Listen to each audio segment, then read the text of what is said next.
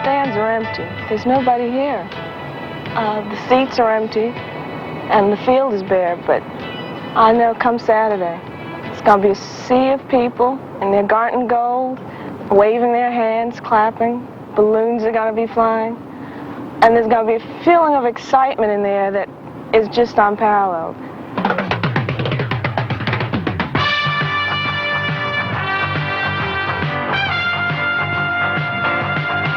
35 years of excitement.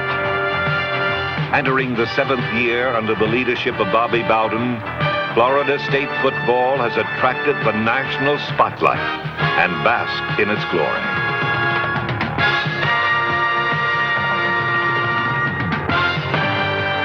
Consecutive Orange Bowls, All-Americans, and magnificent upsets have only whet the fans' appetites. With a band of talented freshmen and experienced seniors, pigskin fever swept Tallahassee. Out of the challenges and rewards of 1981 would emerge the cornerstone for tomorrow at Florida State.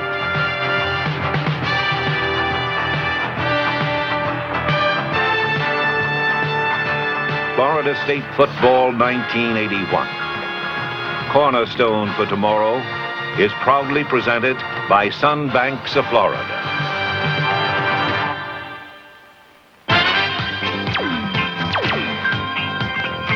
Fate did not always shine so favorably upon the Seminoles' loyal legions. But loyal to a fault, the fans found reward for their patience when fate sent them a football genius in the guise of Bobby Bowden. The rest is history. Where there was fear of failure before, there is now pride. Where there was indecision, there is now dominating strength.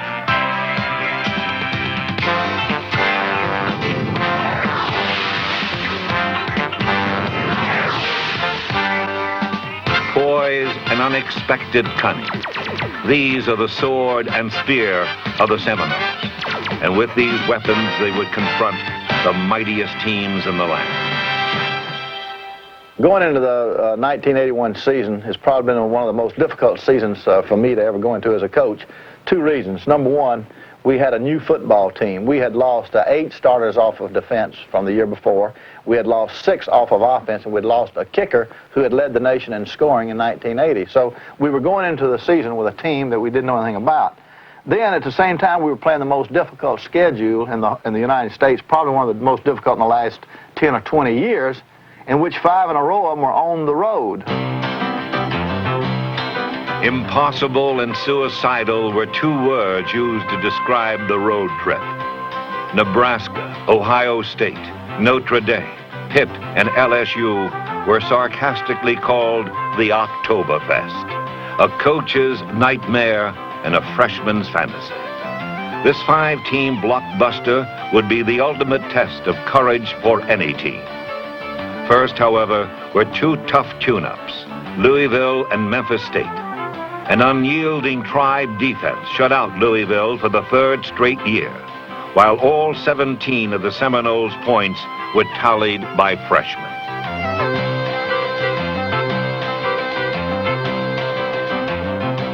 A 10-5 win over Memphis State extended the home winning streak to 18 in a row.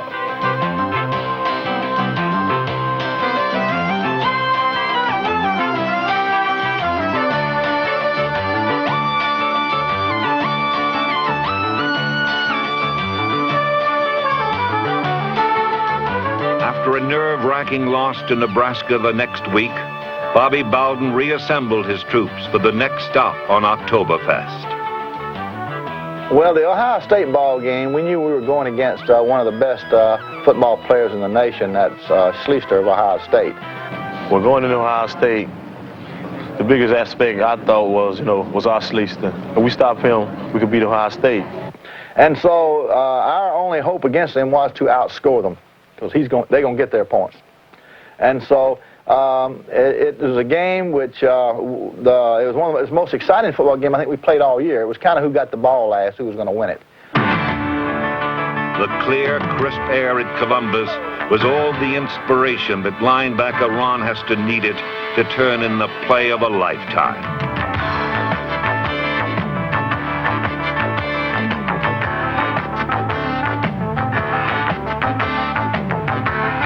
Footballs carved up the sky as Rick Stockstill and Art Schleister went into an airborne dogfight.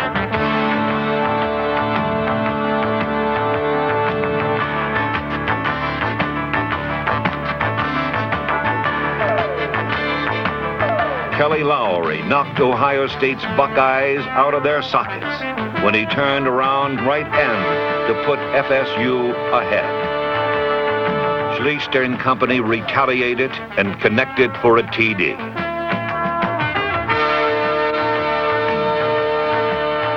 But within 2.5 minutes, Stockstill cocked his arm and hit Tony Johnson in the numbers for 6, and FSU was ahead again.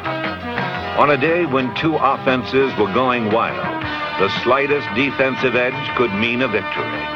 Amazingly, the two teams racked up precisely the same amount of total offensive yards. Rick Stockstill had the most prolific day of his career, and with a pressured toss to Sam Childers, the Tribe garnered a lead they would never relinquish.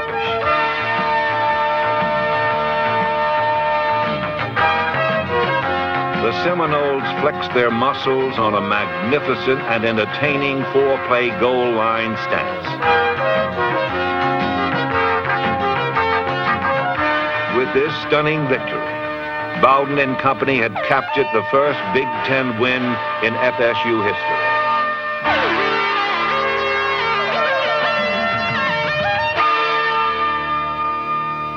That's the first time really we came together as a unit, and we thought that by beating Ohio State, we could beat anybody else in the country at their home or at our place.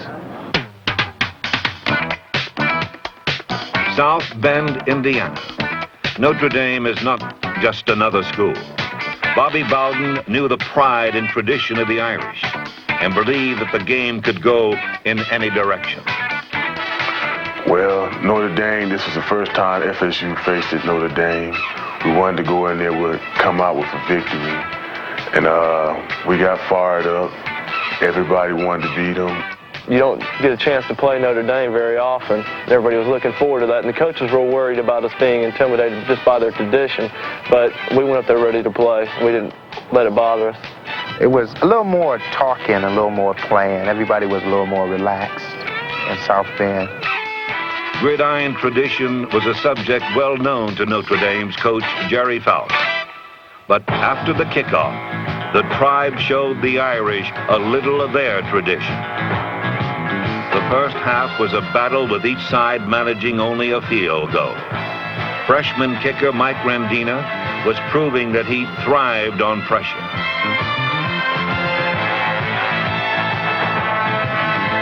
Then Mike Whiting got the running machine in gear.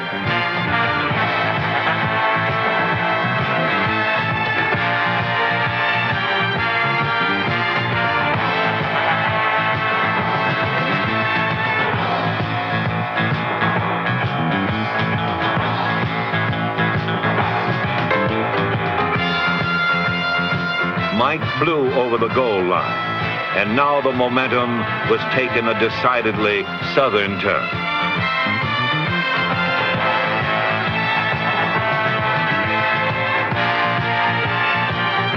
Notre Dame tied the score at 13, so the defense stood up and took the ball into their own hands.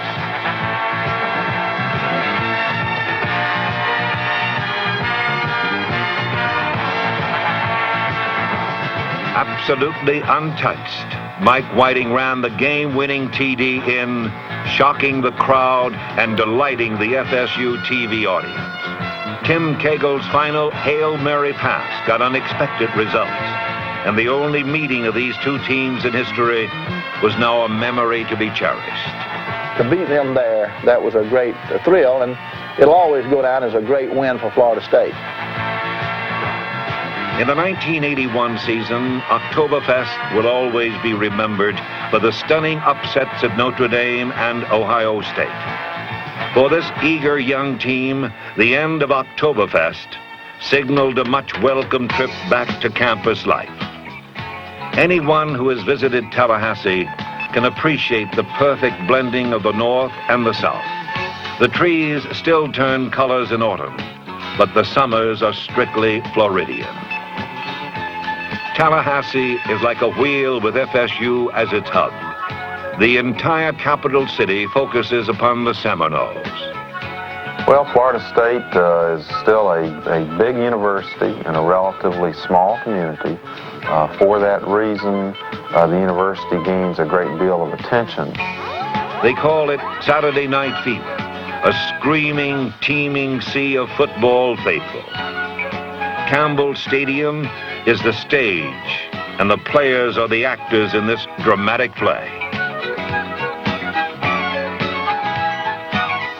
The performance demands a sound body and sound mind. The players' weeks are spent in preparation, from the classroom to a hearty meal at the dining room among friends. Finally, there is the weight room, where hard work leads to stamina and strength. As the week slips by, the anticipation overtakes everyone on campus. When there is a home game on Saturday, usually around Thursday or Friday, people start to kind of forget about school, and come Friday afternoon, you don't even know you're at school. The atmosphere around you is strictly geared toward football. Saturday is a day off when there's a home game. We've been in some of the great stadiums in the country, but I guarantee you there's no place that'll make your skin crawl like Tallahassee, Florida on a Saturday night. When our mascot, our Seminole and his horse and our football team hit the field with that flaming spear. And I tell you, you talk about a stadium, right now we seat about 53,000 people out there. And at the first of a football game, when our Seminole goes up and down the field, and when he comes back and sinks that burning spear into the ground, it's a simultaneous yell. Doak S. Campbell Stadium, averaging 800 people over capacity, rocked to the thrills and drama of Tallahassee's tribe. For the fans in the stands, many familiar names were gone. Simmons, Capice, Bonasar, and Platt, to name a few. Untested freshmen now filled out the lineup, but their names would not remain unknown for long. Running back Billy Allen opened the 81 season with the longest TD run since 1976. It was a sweep call, a pitch. And what I saw was the defense over pursuing. So what I did, I cut back against the grain. And then once I was in the open field, I just outran the rest of the defenders for the score. Billy, a walk-on who earned a scholarship, came to FSU via the Air Force.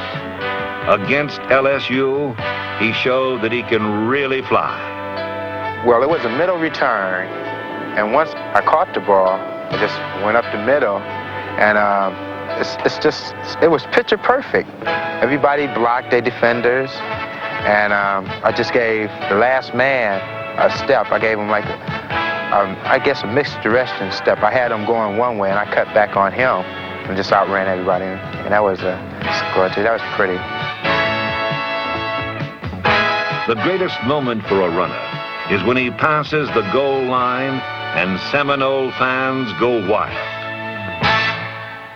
I feel like screaming. I feel so happy because we winning. You know, it's lovely to score, make a long run, and we win. It's beautiful. However, Billy Allen was not the only freshman phenomenon. Another freshman named Allen was waiting in the wings.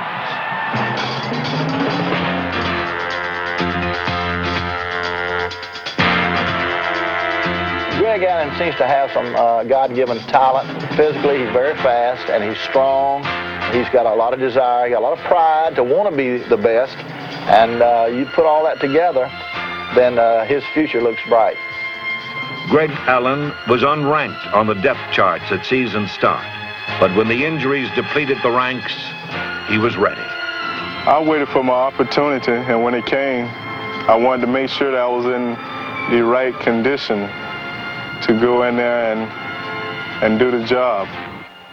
In the first game he started against LSU, the first time he touched the ball, Greg ran for 66 yards. He called it simply, doing what I do best.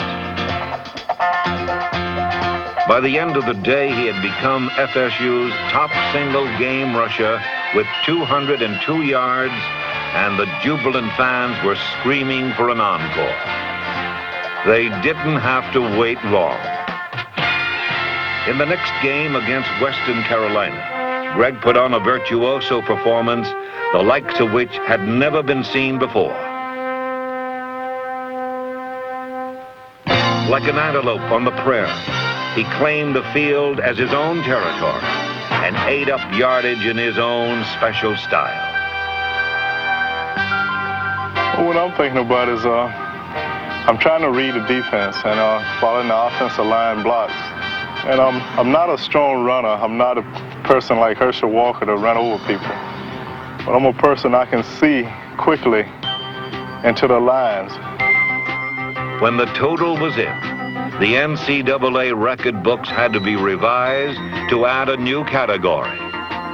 Greg Allen, most all-purpose yards for a single game by a freshman, an astounding 417. To put it simply, Greg is a pleasure to watch as he flies through opponents.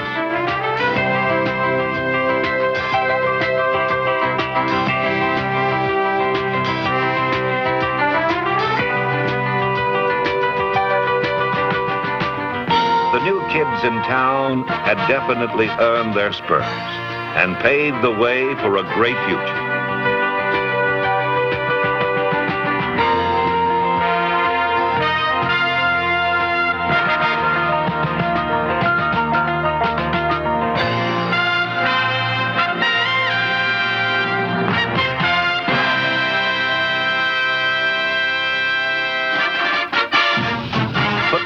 Saturdays in Tallahassee are an extravaganza. The Seminole Marching Band is undoubtedly the finest in all of the South. The color, the showmanship, and the beautiful girls combined to provide a very classy show. When all of the elements of the game are orchestrated, they make beautiful music. The driving beat of the Seminoles song is defense.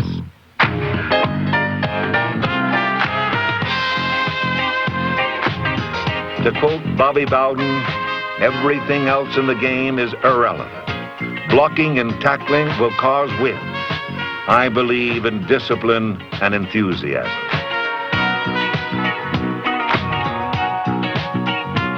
The new players in the lineup and the veterans alike took their coach's words as gospel. Like Indians on the warpath, they created havoc by forcing their opponents to make mistakes.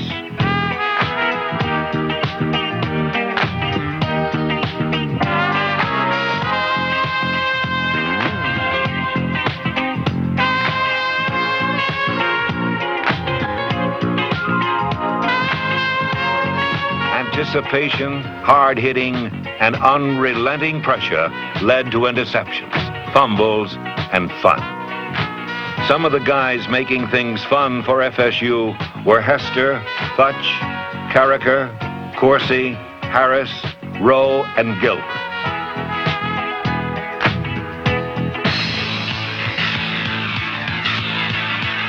Ball-hawking aggressiveness is the basis of every coach's game plan.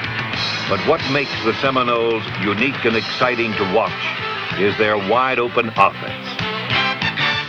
Bobby Bowden's quenchless desire for victory and his willingness to take a calculated risk have led to one of the most imaginative offenses in college football.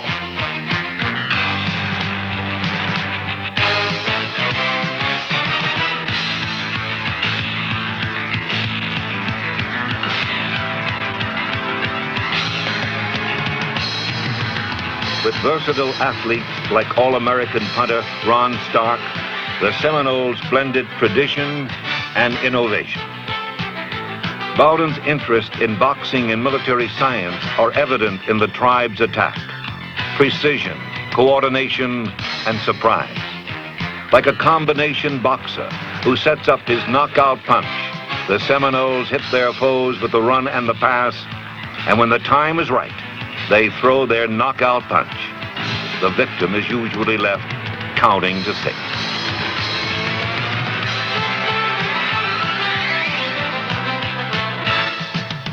Bobby Bowden's football philosophy is a proven success. He is the winningest coach ever at FSU and has twice been nominated as National Coach of the Year.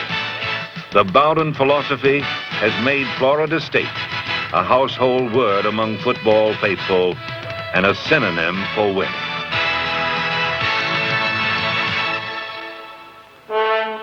When the leaves again begin to turn in Tallahassee and the players are once again assembled, expect great things to happen in Campbell Stadium.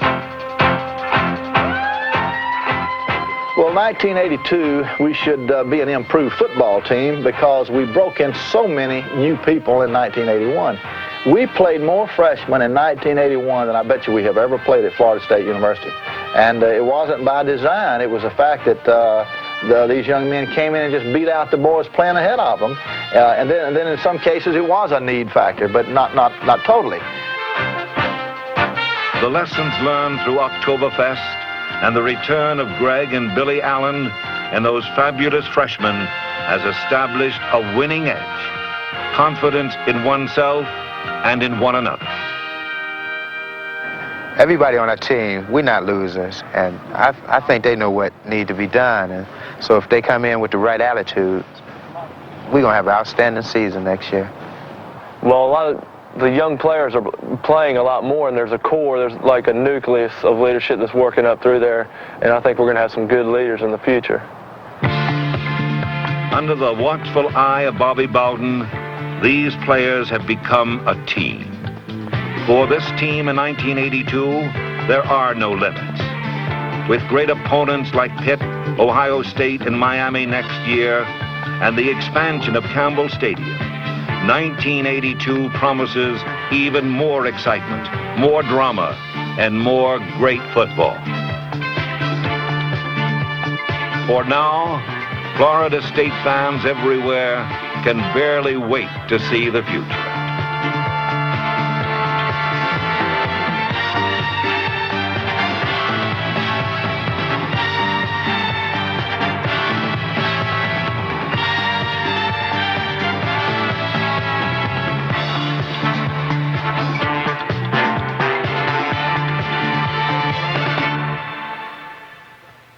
On behalf of the 1981 Florida State Seminoles, I want to thank Sunbanks for the excellent support and sponsorship of our 1981 Florida State highlight film.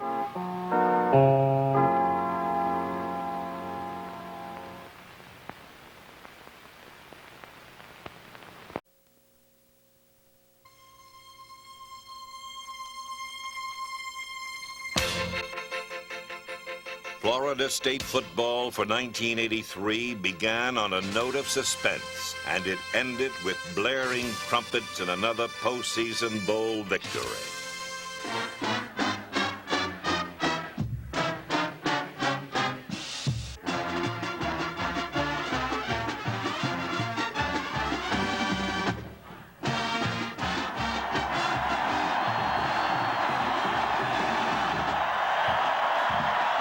The pageantry and passion of Seminole football is living proof of a proud past and a confident future.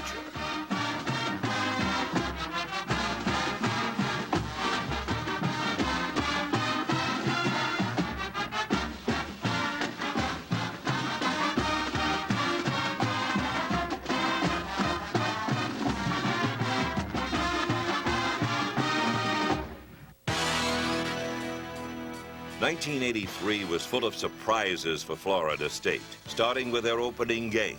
A solid East Carolina team came to Tallahassee disguised as a patsy. FSU had won the previous two matchups by a lopsided total of 95 points. After an FSU surprise onside kick recovery, Lowry hit Tony Johnson for 25 yards. Then Tom Wheeler for the score. It was 13-3 FSU. East Carolina ran and threw past the FSU defense to take the lead 17-13. Greg Allen's second touchdown was matched. Cedric Jones scored from the 5, only to see the Seminoles go into halftime down 30-27. Bobby Bowden and Florida State fans were concerned about this team's defense. The scoring spree continued with Lowry hitting Hassan Jones. And Greg Allen scored his third touchdown.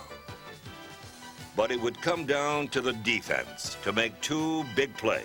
Defensive back Eric Riley describes his critical interception. As it was late in the fourth quarter, and Pat Milligan was coming up on the tight end release, and he got a hit on the tight end, which the ball was thrown to it, and the ball kind of just sailed to the air, and I caught it before it hit the ground. A fumble recovery and a Lowry to Tom Wheeler late touchdown pass wrapped up a shaky 47-46 opening win for Florida State. The Seminoles were off to Death Valley and LSU. It was a 4-game road trip with 3 top 20 teams. Greg Allen remembers Death Valley. It is a sort of a tough place, and I think it did have an effect on us. You know, the last time we was there, we got, embarrassed. Any coach in the country needs the opportunity to play in Death Valley and Baton Rouge, because I think of all the stadiums we've ever played in, I've never been in one more that works against you. All of the strange and superstitious fears that Coach Bowden had about this place appeared to be coming true. LSU scored on their first drive, and minutes later, the Tigers fumbled their way to another touchdown. Kelly Lowry threw a batted interception, and echoes of last year's 29-point fiasco must have rumbled through the Seminoles. Not so. The defense gritted their teeth and hammered Tiger runners. Brian Williams sacked the quarterback, and the Seminoles cut the LSU lead to 14-7. With 41 seconds left before the half, Brian McCrary intercepted and returned it 5 yards. Lowry took control, hitting Jesse Hester down to the 19. When we got on their 1-yard line with about 15 or 16 or 17 seconds to go, I think they thought we would kick the 3 points. But we had a play that we thought would score against them, and Kelly Lowry, our quarterback, executed it perfectly, and that tied the game up and I think gave us the momentum the rest of the day. The Seminoles spit into the ill wind and changed their fate against LSU, scoring 33 unanswered points. With 1 foot clearly in bounds, Jesse Hester made it 27-14. The defense stayed tough and caused 2 more turnovers. It was time for a classic Greg Allen run. 28 yards of vintage Allen speed and strength. Lowry scored from the 6th and was named Sports Illustrated's National Offensive Player of the Week. He passed for 2 TDs and rushed for 3 more. The Seminoles won it 40-35, giving Bobby Bowden's teams 4 wins in their last 5 appearances in Death Valley. FSU was 2-0, but Coach Bowden knew something was wrong. The first 2 ball games, giving up 46 points in one and 35 in the other, was not a good sign, and it scares us.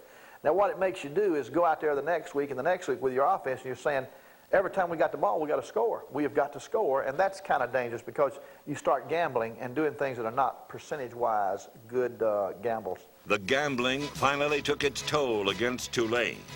Losing 34-28, the Seminoles' Achilles heel was conspicuously their defense. 5th-ranked Auburn was next. A roll of the dice here could be disastrous. The odds became even worse when star running back Greg Allen left the game with a sore knee after one play. Auburn scored first.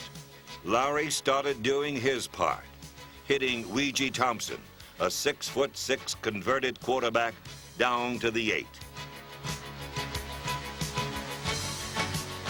Cedric Jones followed, outstanding blocking for the tying score.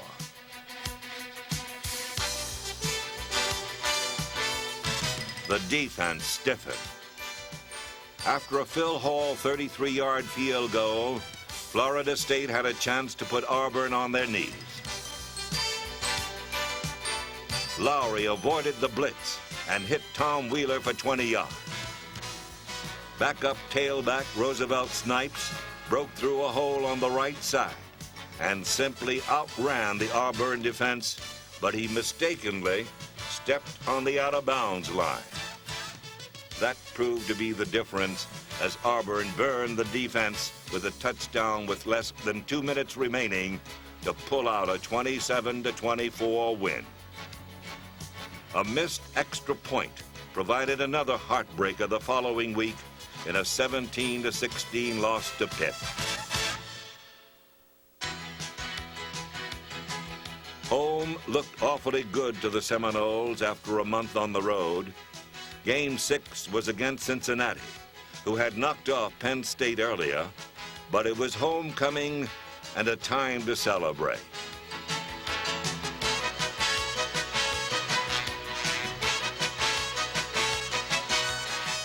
The faithful knew that the Seminoles still had a knockout punch. Florida State fans and the Cincinnati Bearcats were shocked when the Seminoles took to the field in all gold uniforms. Fate began to smile on the Golden Warriors. Herbert Harp recovered the fumble to make it 7-0. After an FSU field goal, the defense, which played brilliantly against Pitt, began to intimidate Cincinnati. Ken Rowe smothered the punter at the 3.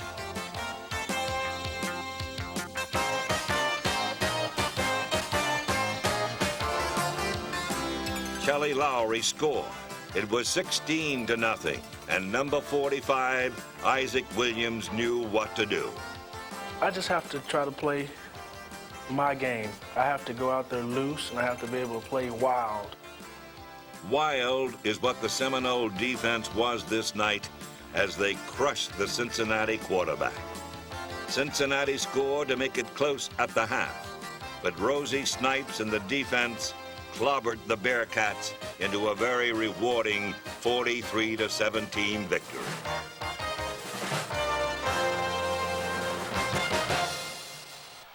FSU demolished Louisville 51-7 at home the next week. The nationally televised game saw All-American running back Greg Allen score 3 touchdowns. Not bad for a brief appearance and an occasional handshake. This is Greg Allen. And the reason I like to block for him is because he's so fast. See what I mean? Greg Allen will, no doubt, be at the top of the list of Heisman Trophy candidates for 1984. Blocking is what makes a running back great. When I get the ball and see a hole open, it's just trying to get there in that hole, and whatever happens, you know, it's just reaction. I like that straight running. Just hit the hole, you know, just see what happens. I'm quick, but I'm not Rosie Snipes. Good balance and everything. And then I got a little combined of strength with my run. I think it's the attitude. It has to do with a lot what you want to be for yourself. Greg Allen most likely wants to be a superstar. His blockers and his coach respect Mr. Allen. Yeah, he makes it easy. You just, if you can get out there and just block your man for a moment, he'll find the hole and he'll break off you and he'll get the tough yardage. Greg Allen has been an exceptional runner for Florida State ever since he's been here. It seems like every year he's passed some kind of a milestone. His first year he set a national rushing record for a freshman. And then he set the all-time one-game performance, 419 yards for one game of total offense, which still stands today. He did that his freshman year. His next year, he was a leading scorer in the nation with 21 touchdowns. and splitting time as the tailback. Then this past year, he became a 1,000-yard rusher for the first time, where he rushed for over 1,000 yards. The Seminoles' next game was at Arizona State, a game that could have gone either way. This one would have a finish made for Hollywood. The defense was having its finest hour, holding Pac-10 power Arizona State to 7 first-half points.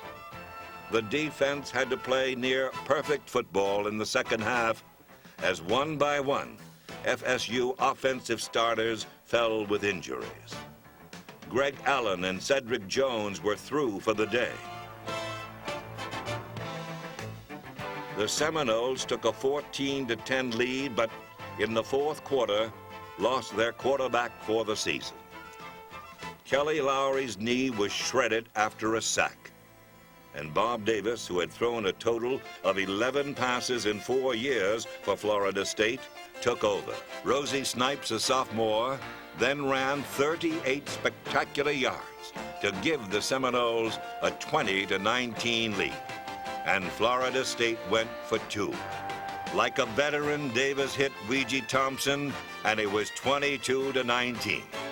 The Sun Devils came back late in the fourth quarter with the go-ahead score, and Bob Davis was given the ball on his own 18-yard line and 88 seconds in which to win the game.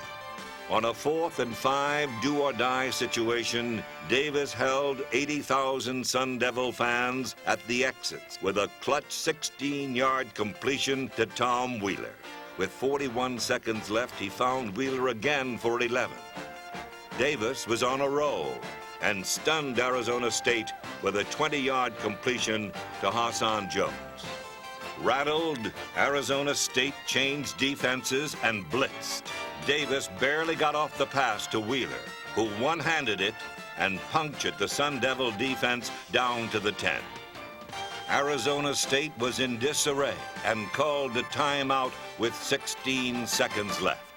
Bobby Bowden called a play that had Hester on the left and Hassan Jones on the right, flying to the goalposts and cutting to the sidelines. Davis saw Hester turn his man around and lofted a pass that seemed to take forever to reach Jesse Hester. The miracle drive ended with 6 seconds on the clock. It was Bob Davis's win and a grand tribute to a defense that had played their hearts out in this 29-26 win. For Kelly Lowry, the pain was too great to share in the magic of the moment. Crippled with injuries, the Seminoles limped back to the folks who loved them most. Game 9 was against South Carolina. There was bowl fever in the stadium this night. Especially when Chief Osceola comes out on Renegade. That's just, the excitement is just unbelievable. You just get chill bumps just listening to the crowd. And the balloons go up, and it's just fantastic. Ken Rowe was fantastic in blocking a Gamecock punt. Eric Riley recovered in the end zone for a touchdown, and the defense was in control. John McLean led an inspired defense, but South Carolina scored 14 points to lead by 4. Davis connected with Ouija Thompson for 39 yards down to the 2. Cletus Jones took it in to go ahead 17-14, and the Gamecocks tied it at the half. A Seminole fumble helped South Carolina to another score. Davis came back with a pass to Allen, who muscled his way to the 6. A few plays later, Davis tried a sneak and lost the ball. An alert Greg Allen pounced on it for the tying score. It was here that Eric Riley made his second big play of the night. He blocked a key field goal attempt, and the momentum shifted to Florida State. It was time for more drama from Bob Davis. Coach Bowden on the sideline was getting nervous. I want my mind to be cool, but I want my appearance to be excited because I think it carries over to the play. I want the players to be excited. Was you open on a dunk? I mean, what if you get open on a dunk? Oh, yeah. Oh, yeah. Or they move Will over on you. They might move Will over on you. It was a blitz, so we couldn't tell. Yeah. Who was it, Z, on that third down in 15 a while ago? Who was it, Z? Well, did they play you zone or man? I thought they lined up in zone, but actually they went with me and ran man. For a draw. If they come over this way, see, to play that thing, and for a draw, go back over there. Inside of 30, they came every time. Came every time, huh? They're taking you on the option nearly every time. You need to make that trap is there. Now you got to pick your feet up, make some good runs out of it. Oh, they just ate us up, man. Bobby, we got to do it now, baby. Tell them we got to do it, okay? Okay, let's go. L over 46. L over 46. Come on, man. Better get your first. This play. We need to get in the end zone. Yeah. Hey, if it's fourth and real close now, we go for it, huh?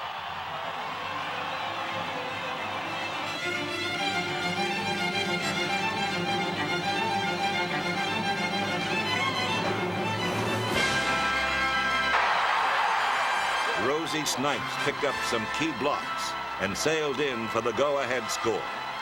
The rest was all Florida State.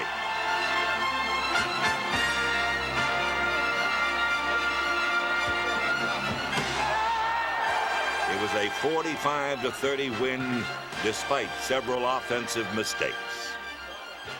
Good game, man. The good game was that you came back and won it. We just were not into it, as you could tell, which you kind of expect. You got Miami coming up in Florida. But you did a good job, other than just mental mistakes we made. We really penalized ourselves tonight, didn't we? Penalties, interceptions, fumbles, offsides, too many men on the field. Boy, to score that many points and do all those bad things, you must be pretty good. You know what we got coming up now? We got Miami. They won today. They're going to come in here about 4th in the nation. Or 5th. They're going to come here 4th or 5th in the nation. Well, let's pray.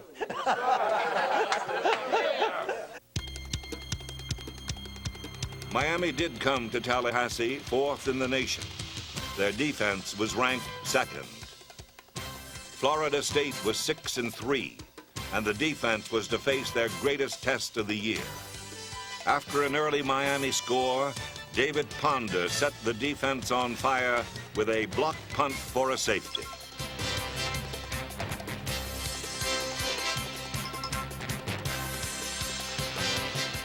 The offense and Cletus Jones moved to the 2.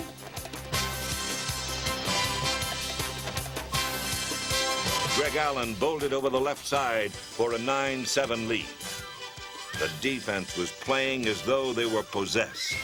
We were taking a lot of flack at the beginning of the season, you know, and all throughout the season. And I think that did make us, you know, come together. 2 or 3 times I got to Kozar, you know, really knockout shots, you know. Me and Chubb, you know, Carricker, you know, we got to him, we were killing him. Miami had not expected this intense defensive pressure. Bob Davis hit Hassan Jones, and 2 plays later, took it in himself for a 16-7 lead. The eventual national champion scored later, and with time running out, booted a game-winning field goal to steal the win. It was a sour loss, but it highlighted an outstanding defensive effort. The young Seminoles were absolute winners to their fans. Definitely winners. Even when we lose a game, we're winners. Florida State's performance earned them a bid to the Peach Bowl in Atlanta, December the 30th. A final game loss to Florida did little to dampen the excitement of meeting 8-3 North Carolina. Bobby Bowden picked a new quarterback to start the Peach Bowl. In our last ball game with the University of Florida, we had played 3 quarterbacks. And the one that I thought had moved our football team the best and the most consistent was Eric Thomas. Now, Eric Thomas had not started a game for Florida State before. He had played very few plays. But when he came to Florida State, we kind of felt like he would be our leading quarterback one of these days. Yeah, being it was the Peach Bowl, and it was a big bowl for us to be in, it was very exciting, and I was, you know, had a little bit of butterflies with me. In 20-degree weather, the Seminoles prepared to show a national TV audience that they belonged in the Peach Bowl. This one was being played for pride.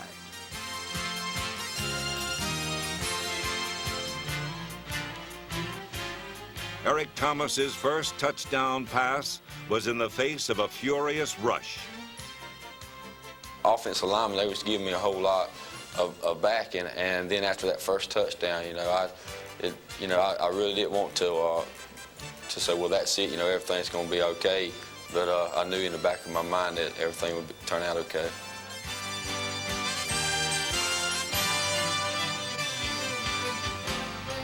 His second was unbelievable for a rookie.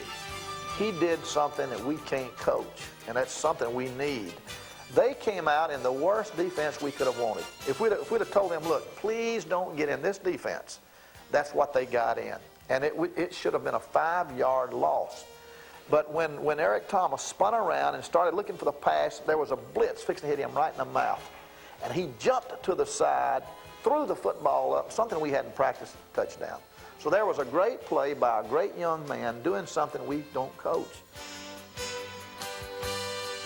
The special teams were fired up and recovered a fumble from a Lewisberry punt. A few plays later, Rosie Snipes surrendered his body to the end zone. In their best defensive performance of the year, the Seminoles showed America the pride of this unit. When Alfonso Carricker dropped the Tar Heel quarterback for the last time, it was all over. Florida State had mauled North Carolina before a national audience 28-3. It gave us a chance to show the nation that we were a better football team than our record. We had some articles in some of the Atlanta newspapers about maybe we shouldn't have been there, but we showed them. At the Peach Bowl, we sent a message to all our future opponents. Watch out for the Seminoles in '84. The Seminoles finished the season just 15 points shy of an 11-1 record. They were a point from dethroning a national champion. It's all part of Bobby Bowden's tradition of a proud past and a confident future.